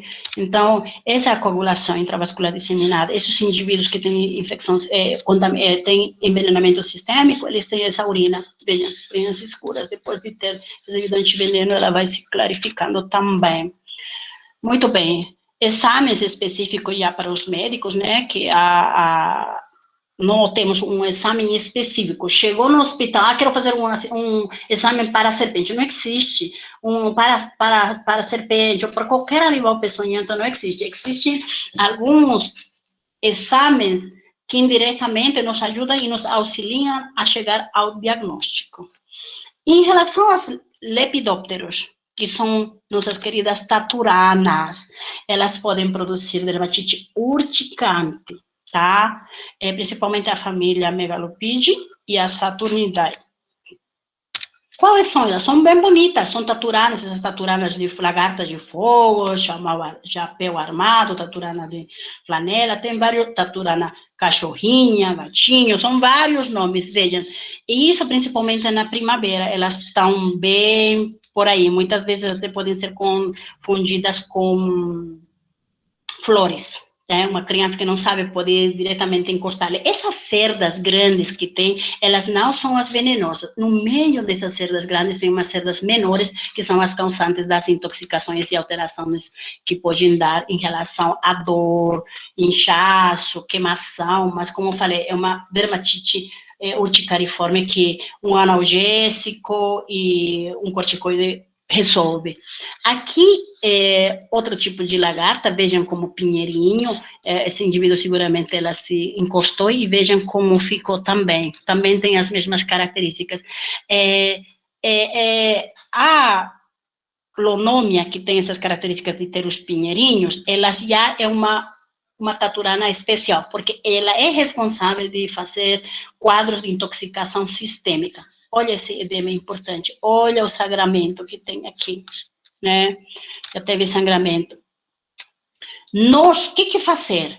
Lavar o local com água fria, tá? Colocar compressa de gelo, manter esse membro elevado para ajudar muito na serpente, lembra? Era em repouso, mas em essas é para ajudar no retorno venoso, para não ficar inchadas, normalmente acontece em membros. E bloqueio anestésico, que é feito no hospital.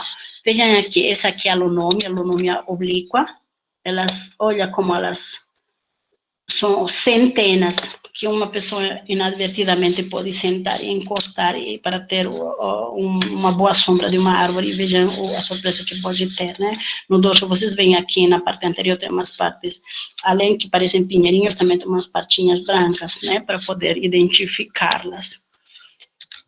Tá? Vejam, aqui o sangramento à distância. Seguramente encostou esse indivíduo e olha os locais que produzem alteração. Dá para confundir com cobra, até dá, por isso que é importante fazer uma boa anamnese, uma boa história clínica e poder conversar com o indivíduo.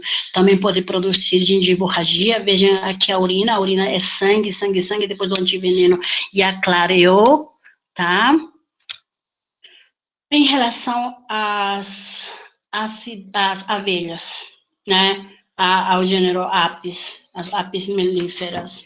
Então, o que aconteceu? Para poder, em 1957, para poder melhorar a qualidade e quantidade de mel, elas ficaram híbridas com as africanas, né? Então, ficaram abelhas africanizadas. Aí as colmeias fugiram e vejam onde agora estão. Então, aqui, elas são muito rápidas, né? Elas têm um órgão chamado na parte posterior, que é um ferrão, onde tem 2 glândulas de veneno. Tanto as vespas, abelhas e as formigas mais ou menos funcionam desse jeito, tá?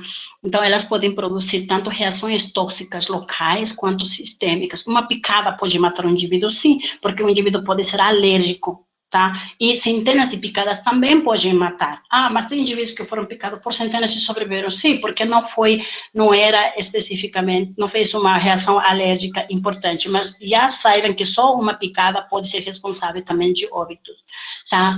Aqui vem esse indivíduo, não foi picado, não sei, aqui eu não sei porque eu não atendi, mas muitas vezes o indivíduo às vezes é picado só na parte frontal, e o edema você vê que às vezes é bilateral, tá? Aqui um indivíduo que foi picado com centenas de abelhas, tá?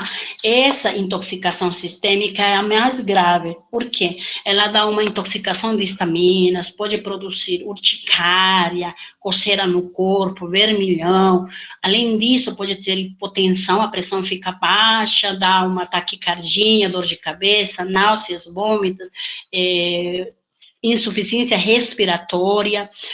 Também o veneno é responsável de lesar a fibra muscular, tá? Rompe a célula muscular e vai produzir rabdomiólise. Essa rabdomiólise, essa hemólise faz que também seja tóxica para o rim, levando a uma insuficiência renal aguda, que muitas vezes pode levar a hemodiálise. Há relatos de casos de intoxicação por centenas de abelhas, que dá alteração tanto no fígado, dá necrose hepática, abaixa o número de plaquetas e uma série de complicações. Não é incomum a gente ver relatos de óbitos desses pacientes. Qual é o tratamento? O melhor tratamento é a retirada do ferrão.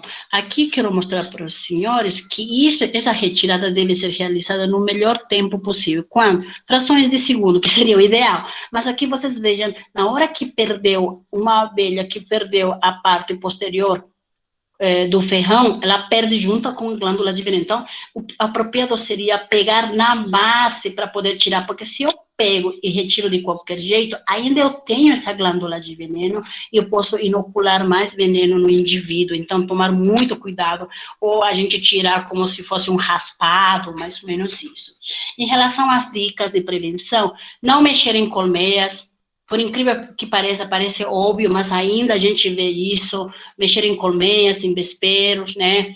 Vedar frestas, buracos, que isso também é importante, evitar a aproximação dos ninhos quando as vespas estiverem em intensa atividade, né? Evitar de caminhar a mesma rota de voo percorridas pelas vespas e abelhas. Estou indo para o campo, então tenho que evitar também barulhos, perfumes fortes, inclusive desodorante, ou suor do próprio corpo, que elas podem acabar desencadeando um comportamento agressivo destas mesmas vespas ou abelhas para o ataque. Eu vou passar um pouquinho em relação a acidentes por animais aquáticos.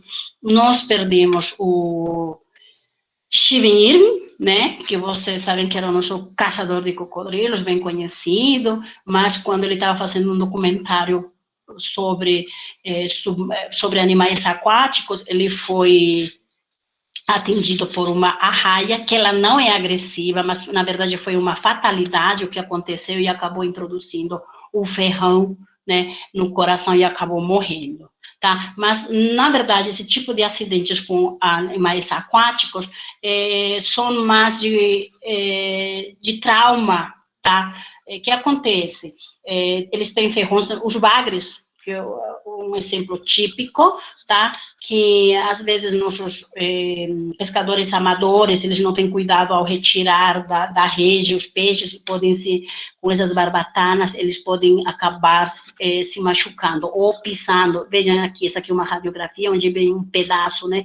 Nessa mão também ficou um pedaço. Então, por isso é importante, isso aqui é mais um chamado para quem está atendendo os clínicos, não somente se conformar com retirar um pedaço da pele e acabou. É sempre mandar fazer um raio-x para ver se não ficou um pedaço lá dentro, porque seria causante de infecções posteriores, como infecções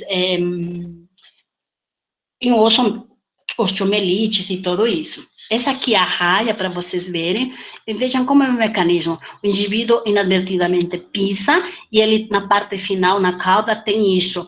E ela é cetroserrilhada.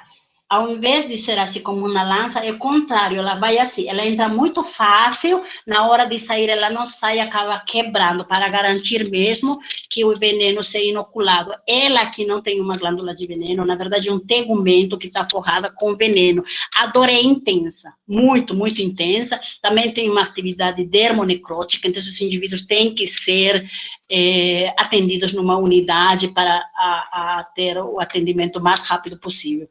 Em relação a esses acidentes, novamente, para chamar a esses números, chamar o SAMU, bombeiros, CIATOX, para poder pedir ajuda. Nós temos um manual, que é um manual de diagnóstico e tratamento de acidentes por animais peçonhentos, que nos ajuda a ter uma conduta unificada para todos os clínicos no país inteiro. Aqui eu quero encerrar com isso a minha palestra, fazer um convite para essa cidade que é Alter do Chão, onde eu morei, pertinho lá no Pará, para esse paraíso lá no meio do Pará. Eu vou devolver a palavra para quem me concedeu, para poder abrir para debates.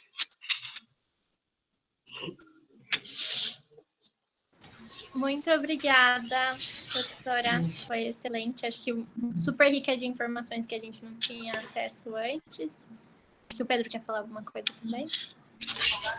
Eu queria fazer um agradecimento geral também pela palestra. Eu estava com um caderninho aqui, acho que todas as minhas dúvidas foram tiradas, foi bastante esclarecedor, né? E hoje eu sinto que nós estamos aí mais seguros sobre como proceder no caso de acidentes, né? Minha grande dúvida na época era se seria necessário, por exemplo, que a gente carregasse algum tipo de medicamento, né? Por exemplo, o soro antiofídico, pelo que eu entendi, não, né? A gente tem algumas horas, né, para tomar uma providência, então não tem sentido carregar o soro, mas eu entendi que, eventualmente, um antihistamínico, no caso de uma picada de abelha, pode ser bem-vindo, né? Carregar junto com os equipamentos com, né, os materiais de primeiros socorros. Mas eu só não entendi como que a gente pode descobrir a unidade de atendimento de saúde mais próxima que possa ter o soro, né? Então, como que a gente descobre, né? Então, por exemplo, vou realizar uma atividade de campo em tal cidade. Como que eu consigo mapear previamente para qual lugar eu devo levar as pessoas caso ocorra um acidente? Perfeito. Eu vou começar pelo que você me falou, tentando te responder o que você abordou. Em relação aos primeiros socorros, é sempre interessante a gente ter um pequeno botequim de levar, ter gases, álcool, algum analgésico, alguma faixa, porque, vamos pensar, sempre desgraça é pouca, né? Por quê? Muitas vezes é picado, o indivíduo estava pulando, eu já atendi um paciente de ter sendo picado, ele pulando num pé e casualmente pisou num ferro e acabou batendo o lado contralateral. Sangrava, mas sangrava de uma maneira que eu não estava entendendo o que aconteceu, o que a cobra fez com ele. Aí, quando a gente tentava descobrir onde era o local da picada, ele falava, doutora, não é esse lado a picava, aqui é o corte. O que me picou foi o lado contralateral, sabe? Então, assim, nesse momento era interessante ter uma faixa, ter feito um curativo para amenizar o sangramento que foi secundário à intoxicação, entende? Porque nós só vamos estar preparados para os peçonhentos, mas pode ser que o indivíduo caiu, ralou o joelho, então ter um pequeno botequim seria interessante para todas as viagens sempre levar, tá? Faixas, vendas, como mais álcool, algodão, essas pequenas coisas. Uma coisa que também vocês não me falaram agora, mas pode ser que tenham curiosidade, muitas vezes faziam até faixa, agarrotamento, que era usado e indicado. Isso está totalmente proscrito. Isso, repito, sou muito repetitiva em relação a isso, porque ainda a gente vê essas abordagens. Em relação à necessidade de levar um antiveneno com vocês, não tem como. Por quê? Primeiro, eu vou pensar na melhor hipótese que a gente vai ter. Nós vamos ir para a Ilha Queimada Grande, ou para a Ilha dos Alcatrazes, não sei. Nós vamos para lá. Vamos com vocês, uma parte vai fazer a parte da botânica, e outra parte vai fazer o comportamento dos pássaros, e outra parte vai fazer a parte da captura das serpentes. Melhor cenário que eu estou fazendo. Nesse caso, meu planejamento, que eu falei para vocês, minha abordagem de medicina de viagem, vai ser o quê? Eu vou ter que contratar uma pessoa, um médico, para que vá comigo. Por quê? Porque essa pessoa tem que ter a capacidade e destreza de poder pegar um acesso venoso, porque o antiveneno é dado pela veia.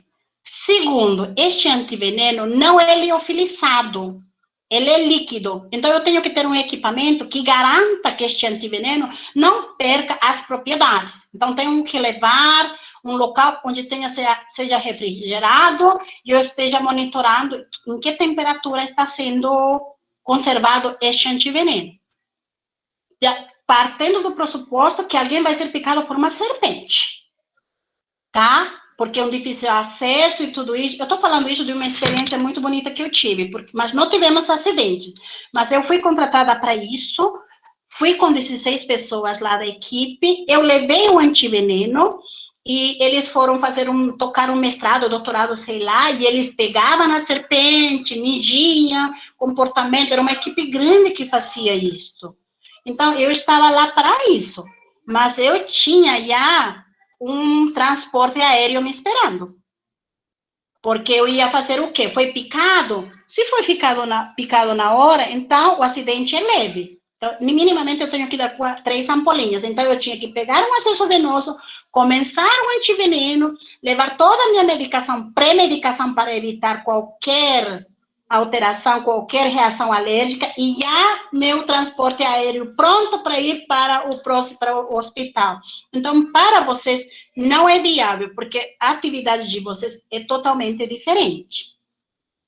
Como que eu vejo se os locais onde tem antiveneno? É só entrar no site para poder ver. Eu vou abrir o microfone da Sony, está aberto, vou pedir auxílio dela. Como que vocês fazem esse direcionamento, Sony, que você trabalha lá no Ciatox? Bem, nós temos no site do Ciatox, tem um link em que tem todas as possibilidades de soro em determinados hospitais da região. Então, foi analisado qual é um hospital que possa suportar receber um paciente dali da Grandeza, né? E a quantidade de soro equivalente decorrente das notificações. Então, por exemplo, um hospital pequeno, que atende a uma determinada região, ali já aconteceu epidemiologicamente picadas de bótropos e, bótropos, né? Então, ele teria que ter uma quantidade para 2 pacientes graves. Então, ele tem que ter, naquela unidade, 24 ampolas de soro antibotrópico para receber um possível acidente botrópico grave, né? Que são, cada grave, 12 ampolas. Então, assim, foi distribuído entre todos os municípios do Espírito Santo, foi distribuído, foi visto qual é o hospital que possa ser, vamos dizer... Referência, exatamente. Então, o Centro de Intoxicações fala, olha, você pode ir para o hospital tal. Não só o centro, mas está disponibilizado no site do próprio Ciatox, está disponibilizado todos os hospitais e quais os soros que tem lá. Obrigada. Lá no Ministério da Saúde também, no site, se você coloca, e agora com o nosso querido amigo Google, que tudo acha, é só colocar locais que tem antiveneno ou atendimento para animais peçonhentos, e aí você vê por estados, locais e hospitais que contam com isso. Ótimo, obrigado. Acho que o professor Vinícius quer fazer uma pergunta também, mas, Sônia, você poderia fazer a gentileza de colocar o link no chat, às vezes de um lugar fácil, onde a gente clica e já vê isso, porque eu entrei no site do Ciatox e não estou achando tão fácil. Às vezes vocês podem colocar no chat, e daí todo mundo já vai direto ao ponto. Eu coloco aqui, sim. Tá joia, obrigado. Professor Vinícius? Eu queria fazer um comentário só e depois uma pergunta também. Um comentário é que, para aqueles, principalmente os estudantes, né, que foi, a princípio, o nosso principal alvo, acidentes ofídicos não são exatamente algo muito raro, né? Eu, na minha vida acadêmica, embora eu vá muito no campo, eu já tive 2 casos de alunas, né, no caso, que foram picadas por cobra. Um pouco mais grave, outro um pouco mais tranquilo. Mas o que eu queria chamar a atenção é que mesmo no caso específico desse, que foi mais tranquilo, né, que foi o último que aconteceu, faz muitos anos, a minha maior preocupação naquele momento foi a reação ao veneno, ao soro antiofídico. Porque, assim, o soro antiofídico é um elemento muito estranho também no corpo da pessoa. Então, assim, foi curioso porque a aluna, assim, eu acompanhei ela no hospital, ela começou a se queixar de uma coceira muito forte. Essa coceira muito forte foi crescendo em direção do braço. Eu corri para chamar a enfermeira, né, para que a enfermeira chamasse o médico. Então, é importante a gente entender que pode ser mais grave ou tão grave, desculpa, doutora Pazeza, se eu estiver falando uma besteira, mas pode ser tão grave ou ainda mais grave a reação ao soro se ele não for acompanhado muito de perto por um profissional da saúde. Então, assim, por isso que hoje o Butantan, até onde eu saiba, eles desestimulam absurdamente que as pessoas tenham o soro, né? Porque precisa isso ser feito dentro do ambiente hospitalar. Mas para vocês todos, né, que vão a campo, que estejam atentos também, né, na medida do possível, se o procedimento ali não precisa de uma atenção maior, porque eu tenho a impressão que esses hospitais do Brasil inteiro, não é todo dia que eles recebem também um paciente que foi picado por cobra. Então é legal a gente estar atento, como biólogos, como muitos de vocês são, engenheiros florestais e tudo mais, estarem atentos se não está tendo uma reação alérgica ao veneno, e vocês mesmos saberem qual que é o efeito disso. E minha pergunta, né, seria, o Pedro comentou, né, sobre algum analgésico, mas, doutora Pazeza, só queria confirmar, assim, de jeito nenhum uma aspirina, né, numa situação dessa, um ácido acetil salicílico, acho que a última coisa, a primeira coisa a não se tomar nessas condições, tá certo ou errado? Tá certo. Doutor Vinícius, professor Vinícius, então, só recapitulando algumas coisas. Em relação ao que o senhor falou, de jeito nenhum desestimula ter antiveneno, é para não ter mesmo antiveneno. Ninguém tem, nem fazendeiros, nada do pessoal que não é da área, que não vou refazer. Não é para ter antiveneno. Tanto os fazendeiros, por mais que eles queiram, não terão. Por quê? Primeiro que eu falei pelas medidas como deve ser refrigerada e adequada este antiveneno. Primeiro. Segundo, é estritamente de uso hospitalar. Terceiro, que o senhor falou em relação aos efeitos adversos.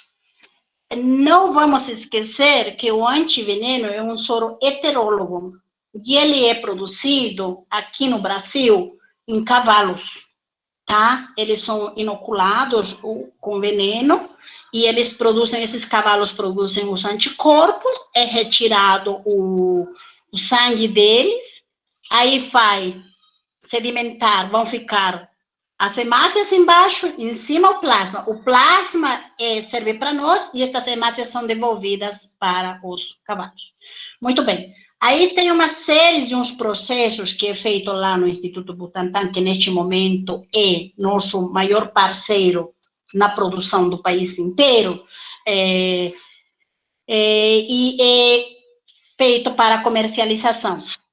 Nós, felizmente, que eu falo, desde 2005 eu trabalho com isso, nós não temos visto efeitos adversos graves em relação à utilização do antiveneno, comparado com outros países. Se eu falar Costa Rica, Colômbia, que tem, porque são soros de outra forma de elaboração, né? O soro do Butantan é muito bom. Tanto que você pega um frasco, ela é límpida. Nós já tive a oportunidade de ir para aldeias indígenas, onde eu vi soro da Colômbia, que você vê a ampola e ela não é límpida. Você vê que tem impurezas. Então, isso é um ponto muito a favor, como eu falei no começo, o Brasil é líder na luta contra o ofidismo, tá? Segundo, os efeitos adversos que a gente vê, felizmente, são leves.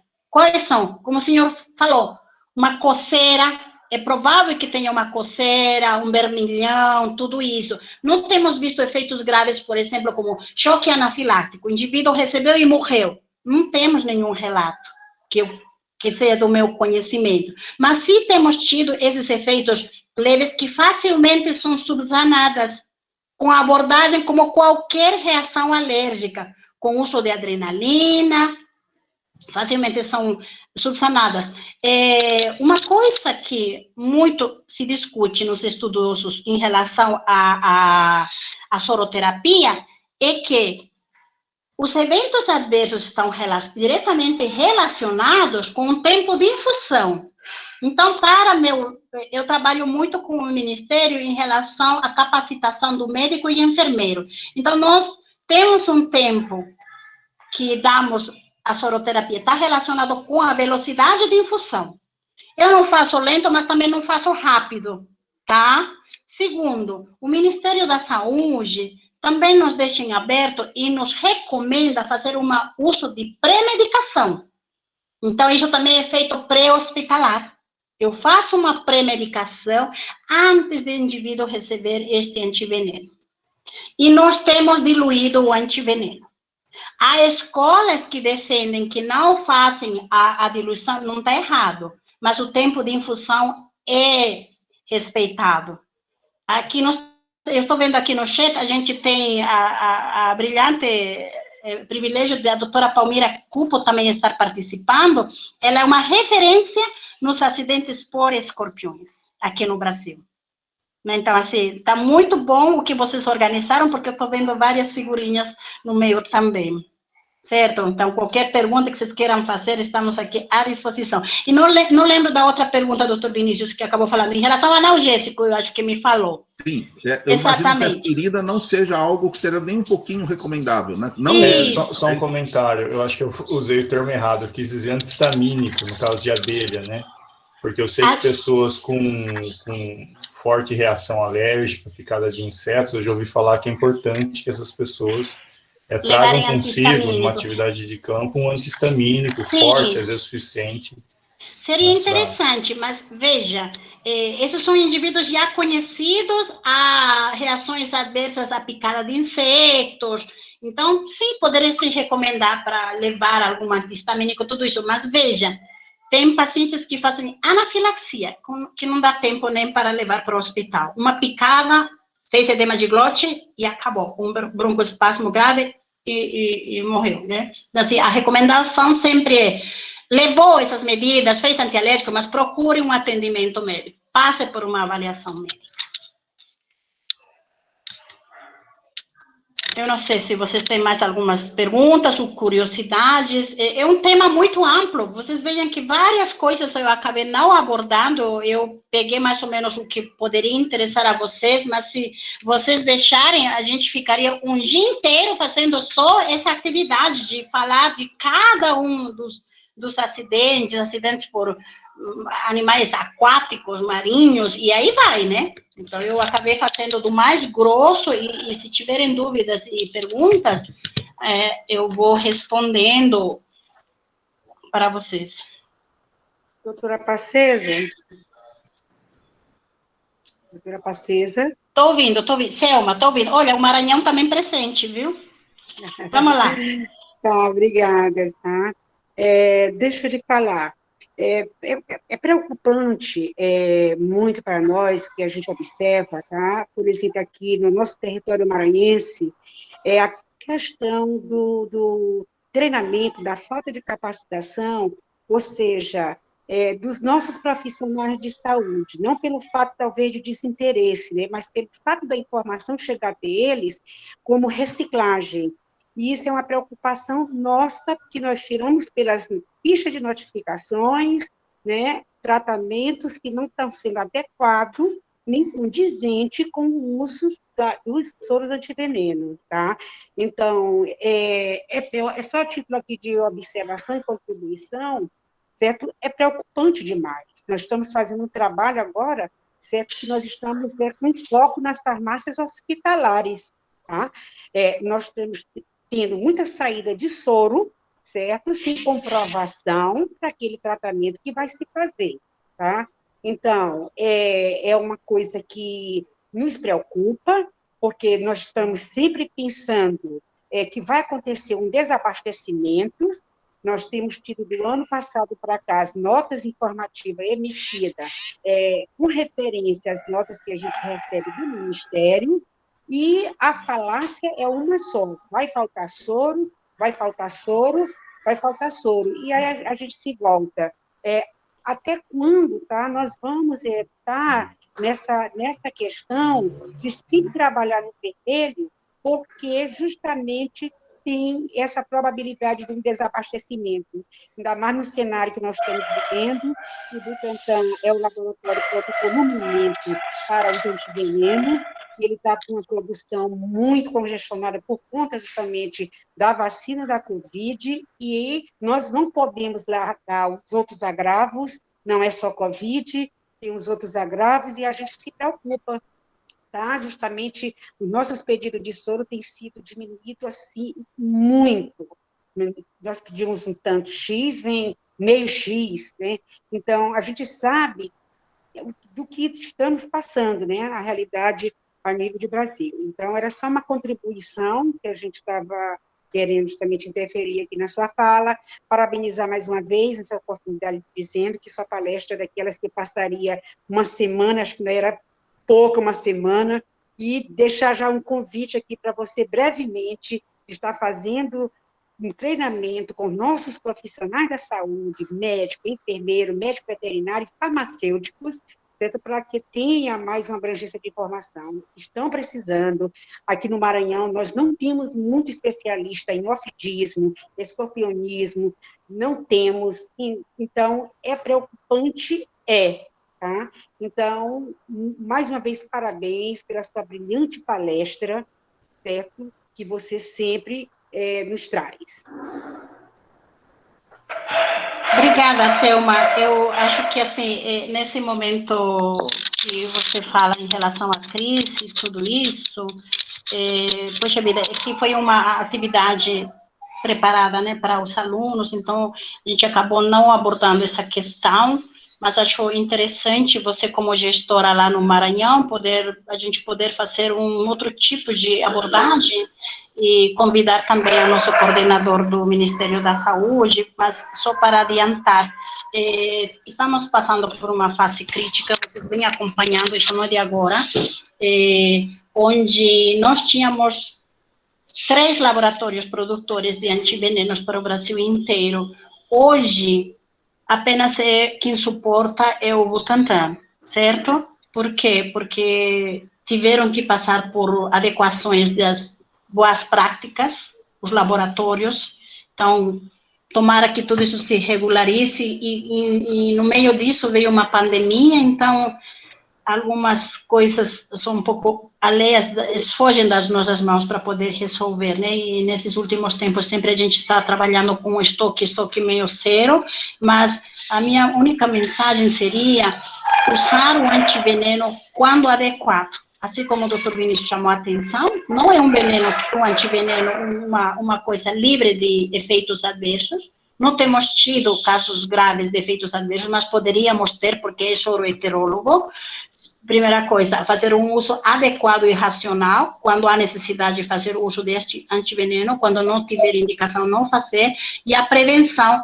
Vejam que 80% dos acidentes podem ser prevenidos se a gente puder usar com o uso já de um bom calçado de couro, uso de perneiras, fazendo algumas dicas tão simples que a gente poderia evitar em relação a acidentes por escorpiões, que é o grosso, e por serpentes. Muito bem, eu acho que a gente já poderia encerrar, né, a palestra. A professora Pazeza já ficou um bom tempo com a gente aqui, nos ajudando, tirando dúvidas. Boa tarde. Eu só gostaria de fazer uma pergunta bem simples, porque eu sou estudante, talvez eu não tenha um requerimento que todos têm aqui, mas parabéns mesmo. Será que eu posso fazer? Pode ser, a última. Bem grande, por favor. Doutora, primeiramente, parabéns, né? Mas, assim, eu sou aluna do curso de Biologia e também procuro sempre fazer curso de sobrevivência na selva, que é algo que eu me identifico bastante.